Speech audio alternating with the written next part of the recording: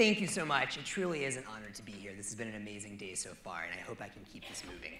So I want to talk to you today about climate change. But I don't want to talk about climate change in the way that you're probably used to hearing about it. I don't want to talk about the politics of the issue. I don't want to talk about the economics of the issue. And I only want to talk about the science of the issue to the extent that I have to. What I want to do is I want to take a big step back.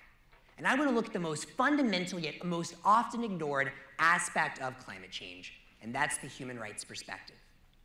I want to do three things here today. I want to tell you why climate change poses one of the single greatest threats to human rights that humanity has ever known. I want to tell you why I personally feel so moved to fight for this issue. And finally, I want to propose an ethical framework from which I hope we can derive solutions to the problem. But first, to start with my story, we have to go back to New Orleans in 2005. I lived in Bay St. Louis, Mississippi, a small art coastal colony, and I went to high school in New Orleans with my family. On August 29th of this year, my entire life changed. In one night, my home was destroyed, my community was lost, my friends and neighbors were flung all over the country seeking refuge from the storm.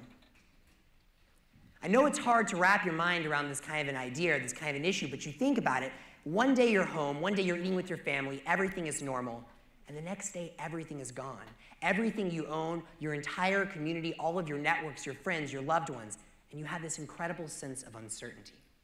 And it was then that I started to realize that my passion wasn't just for environmental issues, as I thought it always had been, but it was for the human and environmental justice, the human justice that went along with these issues.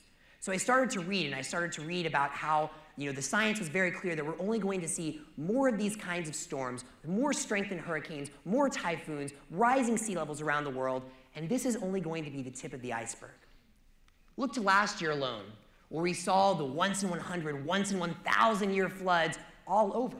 Poland, Pakistan, Australia, nowhere is exempt. Even Nashville, Tennessee was largely underwater. I couldn't help thinking, God, I can't escape disasters, they follow. And what does this mean? It means that we face one of the greatest disasters that humanity has ever known. And the most common estimates here are from a man named Norman Myers at Oxford University.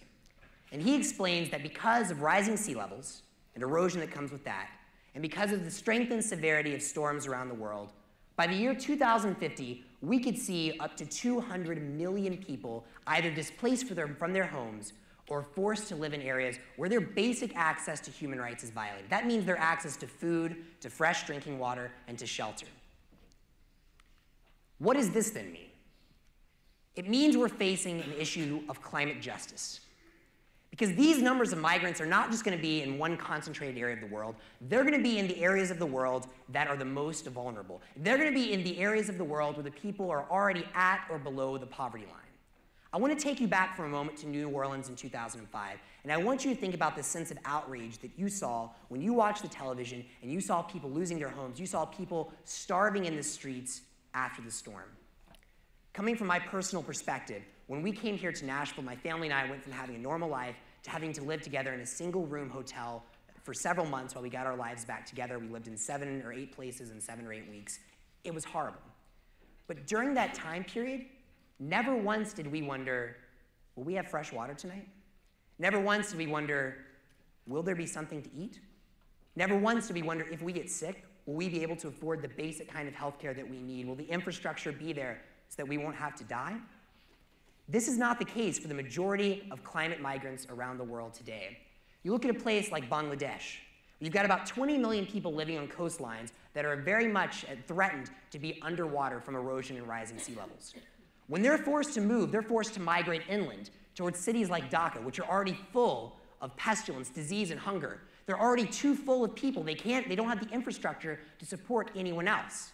And then you wonder, what's going to happen when these people are forced to live there?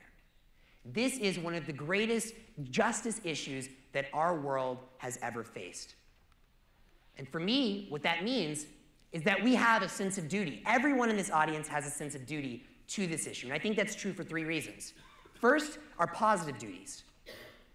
Ask yourself, do you care about social justice? Do you care about environmental justice? Do you care about poverty? Do you care about gender issues? Do you care about international peace, order, and security? If you answered yes to any or all of these questions, then the primary issue, one of the primary issues that you have to care about is indeed climate change. Because if we don't solve this problem or take into account what's happening here first, then there's no way that we can solve these other problems. So if you have a sense of empathy for any of these issues, then you care about climate change. What's more, we have the issue of negative duties here. Now, if you agree with the scientific consensus around the world that our lifestyles in the developed world are largely driving or exacerbating this problem and causing these people to suffer, if every time we turn the lights or hop in our car to drive to the grocery store, we're making our own kind of small contribution to this problem, then we have a special right to help correct what we've done wrong. So the idea of negative duties here is if I hurt you, I have a right, I have a duty to help correct what I've done wrong.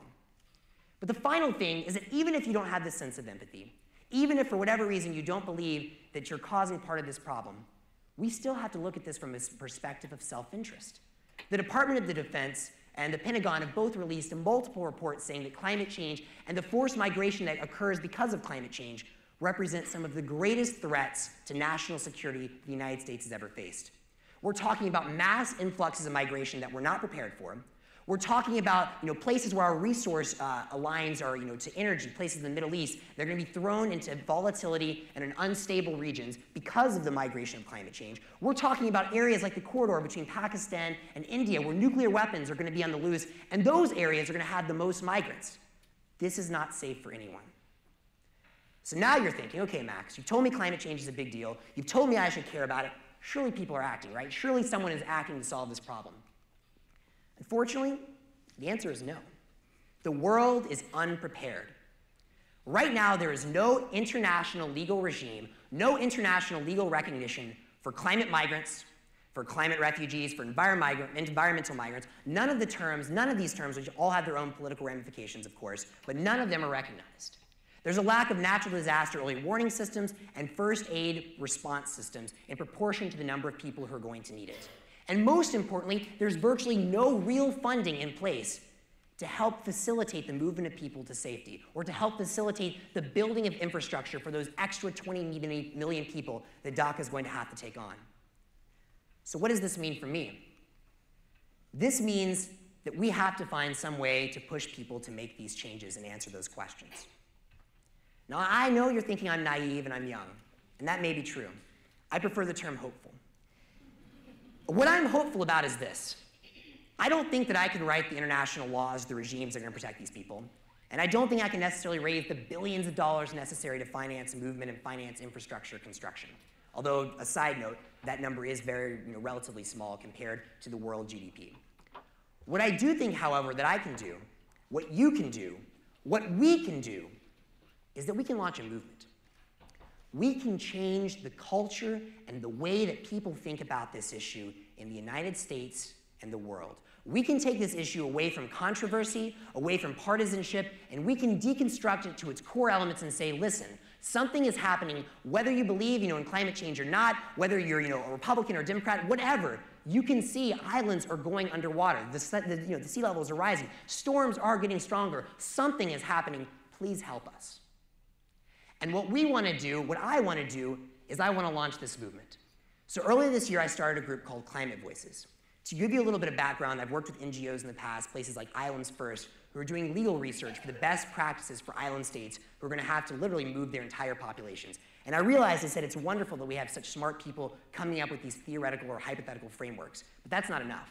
We have to make people want the change. We have to change the way that everyone you know thinks about this issue before those changes, before those doctrines will actually have any sticking power. This is what Climate Voices' mission is, twofold. One, we're going to frame climate change in terms of ethics. Two, we're going to give a megaphone to each of those 200 million people around the world who are too poor, too underrepresented, too forgotten to be able to have a voice of their own. And we're going to say, tell your story. Tell me what you feel. What do you need? What can we do to help you? And that's what I believe we can do. We're already starting on this mission. Right now, we're writing a book. And the book is going to be a citizen's guide to climate migration and climate justice. It gives an overview of the problem, an overview of our ethical obligations, and potential cost-effective solutions to show that this is we can actually come up with real solutions to the problem.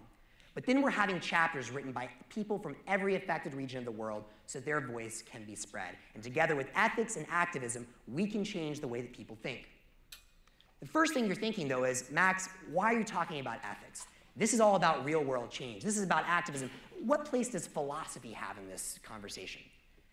I think that philosophy and ethics has perhaps the most important seat at this table.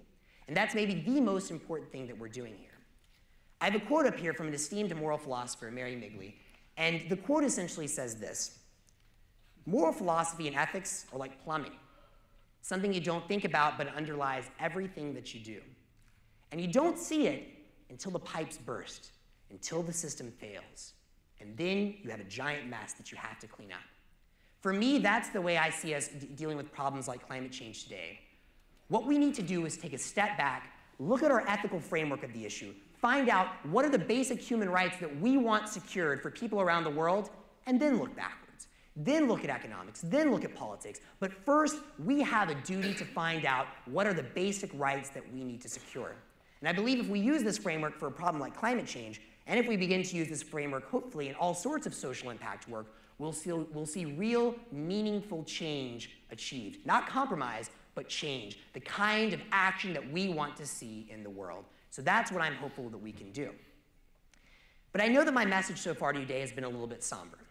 And I know that the theme of the talk is a sense of wonder. So I've told you a little bit about what I believe on this issue. I've told you a little bit about the framework that I want to set up, and a little bit about what our organization is doing. But I want to leave you with some thoughts about why this issue gives me a sense of wonder. The first reason is the gravity of this problem. And I mean this twofold, and it's somewhat of a paradox. Human beings are incredibly powerful. Without even knowing what we're doing, we're largely causing or exacerbating a problem that is threatening 200+ million people around the world, and we don't even realize it. At the same time, human beings are incredibly vulnerable, and in some ways incredibly insignificant. When you look at pictures of people from storms like Katrina, you look at island states going underwater, you realize nature, these forces are so much bigger than us. You can do nothing. You're literally left helpless in these kinds of situations. So I have a sense of wonder in thinking that we're incredibly powerful, but incredibly limited. And we have to keep in mind our limits, but also our abilities when we're thinking about problems like this. The next thing that gives me a sense of wonder is the value of humanity. Now I can get up here and I can lecture you, I can talk to you all day about why ethics are important, about rational frameworks that we should be thinking with. But ultimately, the most powerful message I can leave you with are these faces. Look at these children from the Seychelles Islands. All they want is someone to listen, someone to hear their story, someone to hear them saying, "My family has lived on this island forever. My mother, my father, my grandmother, her grandmother. Our entire culture is tied into where we live. But if no one listens to us, we're going to have nowhere to go, and our island, our culture, are going to be lost. Listen to the people from South Asia, from Africa, from Australia, all over the world who are most at risk. And look at these faces. This is a theme that we've seen throughout the entire TED conference so far. These are the reason that I do what I do. These are the reasons that I want to make a difference in the world. And I hope this is the most impactful message that I can leave you with. These faces are worth fighting for. The final thing that gives me a sense of wonder, though, is the power of the human spirit. I fully believe we can solve this problem. If I didn't, I wouldn't be getting up here to talk to you about it today. You know, I've heard a lot of people talk about the issue of climate change, including our own Nashville resident and former Vice President Al Gore, who have said that social capital, the ability of the human spirit, is the most powerful tool that we have in this fight. And I believe that. But that tool is only powerful if we can motivate it properly. And that's where you and I come in together. We have the ability to make a difference in the world. Climate change is one of the greatest problems that humanity has ever, likely will ever face. But it's also one of the greatest opportunities. We have an opportunity to look past our differences as humanity, look past our socioeconomic, our political, our ethnic, all of these differences, and say, this is a problem that we've created together, and this is a problem that we're all going to suffer from together. We have the ability to take this message, reach across all aisles, reach across to every person in the world and say, if you care about justice at all, you care about this issue, join me in this fight. And so that's why I'm up here asking from all of you here today. If anything that I said has touched or moved you in any way, please visit us at our website, climate-voices.org. Find out more about this issue. Educate yourself about climate justice. Educate yourself about the risks here at play, and think about how you can make a difference. Think about the changes in your lifestyle that you can make, how you can make yourself a less carbon-intensive individual, but more importantly, think about the networks that you're a part of.